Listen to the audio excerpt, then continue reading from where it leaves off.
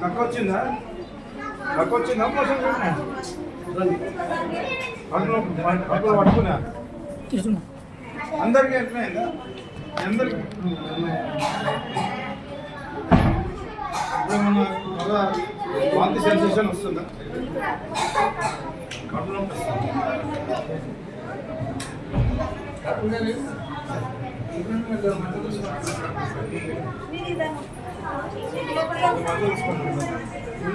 పైకి పంపించాలన్నా అవుతుంది వేస్తారు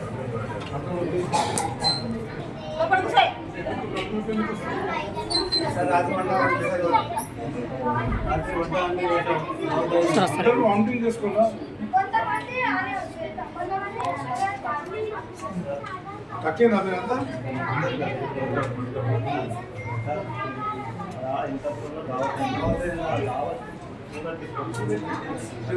నిన్న దావత్ అయినప్పుడు ఈరోజు పొద్దున మధ్యాహ్నం భోజనం పెట్టే అది పెట్టి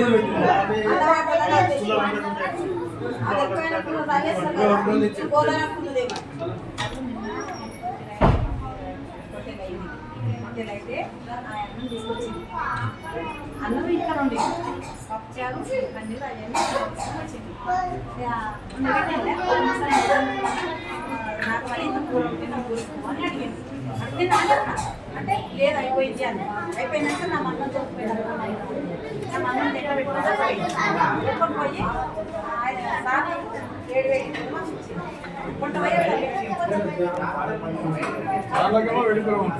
పంపించిన మన్నంతో పంపించాను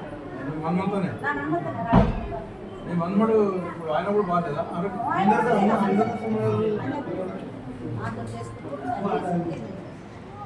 ఏదో మాట్లాడదాం బయట మాట్లాడాలి బయట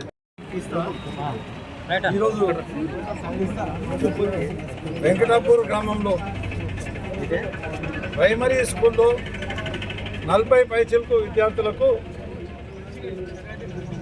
మిడ్ డే మీల్స్ పెట్టాల్సిన అవసరం ఉండగా మిడ్ డే మీల్స్ పెట్టకుండా నిన్న ఏదో ఫంక్షన్ అయిందట. ఆ ఫంక్షన్లో మిగిలిన భోజనమే తీసుకొని వచ్చి విద్యార్థులందరికీ పెట్టి ఆ మిడ్ డే మీల్స్ చేస్తున్న కార్మికులు వాళ్ళు ఏదైతే టీచర్ ఎవరైతే ఉన్నారో టీచర్లకు మాత్రమేమో మంచి వేడి కూర ఇచ్చి మరి ఇదే విద్యార్థులతో పంపించి ఈ విద్యార్థులకేమో పాసిపోయిన భోజనాలు నిన్న మొన్నటి పాసిపోయిన భోజనాలు పెట్టేసి ఈరోజు ఇన్సూరెన్స్గా విద్యార్థుల ప్రాణాలకు అపాయం జరిగే విధంగా ప్రవర్తించారు. వాళ్ళపైన ఇమీడియట్గా ప్రభుత్వ అధికారులు చర్యలు తీసుకోవాలని చెప్పేసి నేను విజ్ఞప్తి చేస్తున్నాను.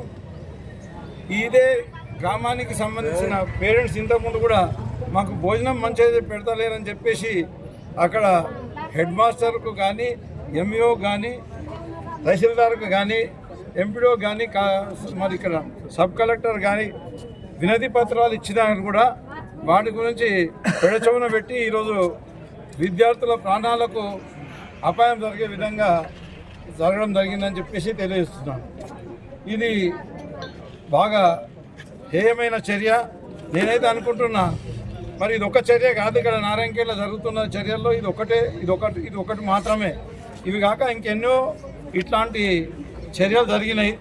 మరి దీనికి నేనేమనుకుంటున్నా అంటే మరి గతంలో 7 సంవత్సరాలు నేను ఎమ్మెల్యేగా ఉన్నప్పుడు ఒక ఇన్సిడెంట్ ఎక్కడ కూడా ఫుడ్ పాయిజనింగ్ ఇన్సిడెంట్ అనేది జరగలేదు. మరి ఇప్పుడు ఈ 2 సంవత్సరాలన్నీ ఎన్నో జాగ్రత్తల ఫుడ్ పాయిజనింగ్ ఇన్సిడెంట్ జరుగుతున్నాయంటే ఈ కమిషన్లకు ఎగబడి రాజకీయ నాయకులు కమిషన్లకు ఎగబడి వాళ్ళు మీరు ఏదైనా చేసుకోండి మరి నాకేం పిల్లలతో ప్రాణాలతో చెలగాటం ఆడినా సరే కానీ నాకు డబ్బులు కావాలని చెప్పేసి వీళ్ళు డిమాండ్ చేస్తున్నట్టు నేనైతే అనుమానిస్తున్నా. ఇది 100% కరెక్ట్ అని అనుకుంటున్నాను. ఎందుకంటే ఒక ఇన్సిడెంట్ జరిగిన తర్వాత దాన్ని సరిదిద్దుకునే ప్రయత్నం ఎవరైనా చేస్తారు. కానీ ఇప్పటికి ఎన్ని ఇన్సిడెంట్లు జరిగినా కూడా వారు ఎవరైతే బాధ్యులైన ఉపాధ్యాయులు ఉన్నారో లేకపోతే ఇంకా వార్డన్లు ఉన్నారో వాళ్ళని రక్షించే ప్రయత్నమే ఈ రాజకీయ నాయకులు చేసిందంటే దీని వెనకాల ఖచ్చితంగా వాళ్ళకు కూడా కమిషన్లు ఉన్నాయని చెప్పేసి నేను భావిస్తున్నాను. ఈ ఇన్సిడెంట్ కాకుండా మొన్ననే సిర్గాపూర్ ఈ నెలనే అనుకుంటాం, మోస్ట్ ప్రాబబ్లీ ఈ నెలనే సిర్గాపూర్లో హాస్టల్ విద్యార్థులు అందరూ కూడా బయటకు వచ్చి వాళ్ళందరూ కూడా ధర్నా చేశారు. చిన్నపిల్లలు సోషల్ వెల్ఫేర్ హాస్టల్ విద్యార్థులందరూ కూడా వచ్చి ధర్నా చేయడం జరిగింది.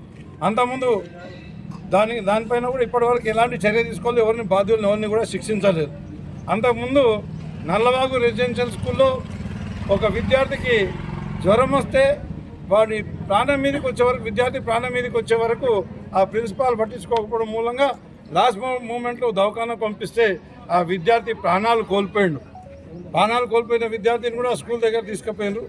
అంత పెద్ద చర్య జరిగినా అక్కడ ఎమ్మెల్యే గారు స్కూల్ని సందర్శించారు, కానీ ఇంకా ఎమ్మెల్యే గారు అక్కడ ప్రిన్సిపాల్ని వెనకేసుకొని రావడం జరిగింది. రెసిడెన్షియల్ స్కూల్ ప్రిన్సిపాల్ని వెనకేసుకోవడం రావడం జరిగింది, కానీ వాళ్ళ ఎలాంటి చర్యలు కూడా తీసుకోలేదని చెప్పేసి నేను తెలియజేస్తున్నాను.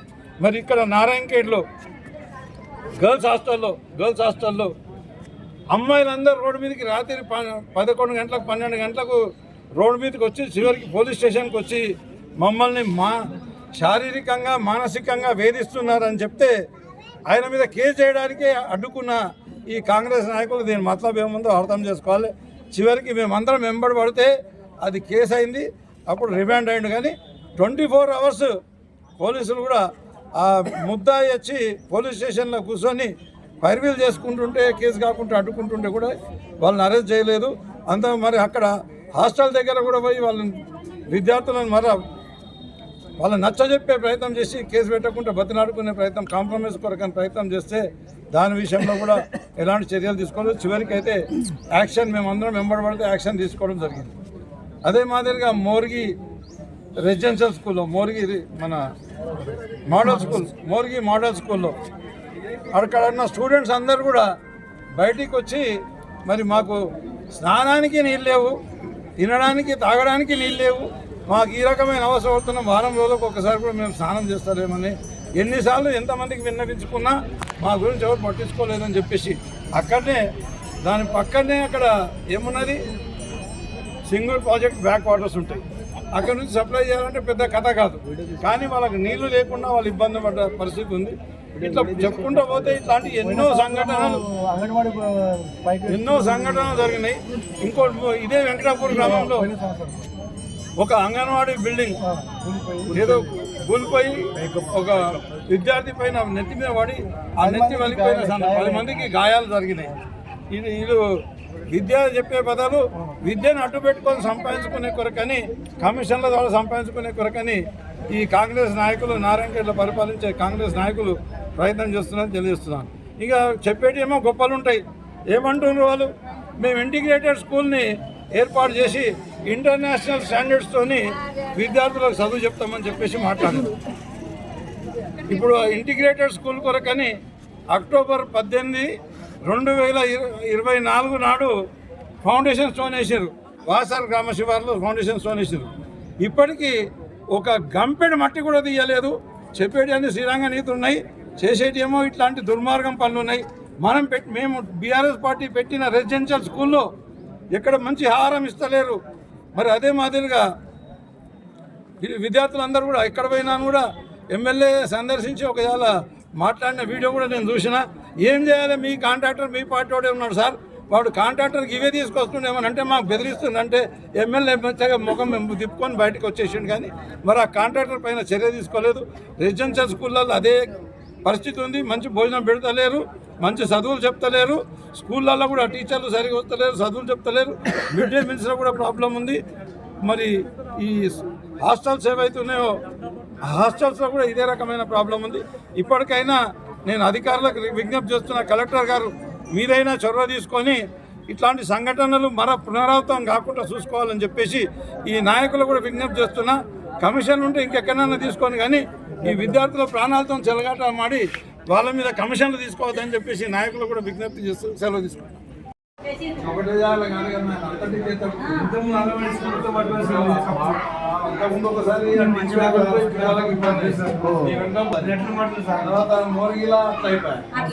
మోగిలా పిల్లలంతా బయటకు వచ్చి మాకు భోజనం సరిగ్గా పెట్టలేదు, స్నానాలకు నీళ్ళు లేదని వాళ్ళు సింగాపూర్లో రాత్రి పిల్లలు బయటకు గుర్తొచ్చి, అంతకుముందు నారాయణఖేడ్లో ఆడపిల్లలందరూ పోలీస్ స్టేషన్ గుర్తొచ్చి మాకు ఒక పిల్లవాడు వేధిస్తుండని చెప్పేసి పోలీస్ స్టేషన్ గుర్తొచ్చి, మొత్తం ఈ పిల్లలకు అంటే వాళ్ళ ప్రాణాలకు రక్షణ లేకుండా పోతుంది. వాళ్ళ వీళ్ళు కమిషన్ల కొరకండి రాజకీయ నాయకులు కమిషన్ల కొరకు ఇంటికి వస్తాను ఇంటికనే చెప్తాను ఈ టీచర్లతో కుమ్మకాయ పిల్లలందరూ ఇరవై సంవత్సరాలతో నేను సార్ దగ్గర చేసి నేను సార్ నాకు ఇంకా దూరం చేస్తాను